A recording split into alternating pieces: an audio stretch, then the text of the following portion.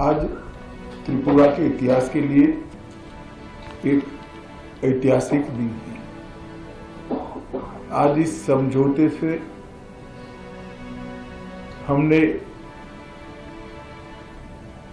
इतिहास का सम्मान किया है, गलतियों को सुधारा है और आज की वास्तविकता को भी स्वीकार कर तीनों चीजों का सामंजस्य कर हमने भविष्य की ओर देखने का काम किया। इतिहास जो है उसको कोई बदल नहीं सकता, मतलब उसमें जो गलतियां हुई है इसको सीख कर आज की वास्तविकताओं को नजर में रखकर हम आगे जरूर बढ़ सकते हैं। और मुझे आनंद है कि त्रिपुरा मोठा ने, सभी ट्राइबल पार्टियों ने और सभी ऑर्गेनाइजेशन ने इसके लिए बहुत कंस्ट्रक्टिव रोल लिया है। और भारतीय जनता पार्टी की त्रिपुरा सरकार ने भी शुरू से इसके लिए प्रयास किया। विप्लव जी उपस्थित है, मानिक शाह जी यहाँ उपस्थित है। मानिक शाह जी ने भी बड़े इंटरेस्ट से बारीकियों में इसको स्टडी कर अंजाम तक पहुंचाने में बड़ी अच्छी भूमिका अदा की है। मुझे विश्वास है कि मोदी जी जो विकसित भारत का स्वप्न लेकर चले हैं, वो स्वप्न में त्रिपुरा भी अपने योगदान के लिए भी कटिबद्ध होगा और अपने हिस्से के लिए भी कटिबद्ध होगा। जब विकसित भारत बनेगा उस वक्त त्रिपुरा भी विकसित त्रिपुरा के रूप में आगे पर स्वप्नों के साथ आगे बढ़ेगा।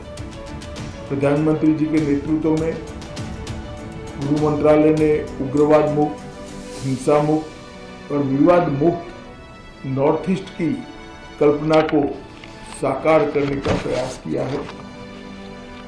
हमने ढेर सारे संगठनों से बात की, सरेंडर्स भी बहुत हुए। करीब करीब 10,000 लोग हथियार छोड़कर मेन स्ट्रीम में आए हैं और इसी के कारण आज नॉर्थ ईस्ट में विकास का एक माहौल बना है। ब्रू रियांग का समझौता हो या सीमाओं का समझौता हो, शुरुआत उसकी त्रिपुरा से ही हुई थी और ये टर्म में अब क्योंकि हम चुनाव में जा रहे, अंतिम समझौता भी त्रिपुरा का हो रहा है।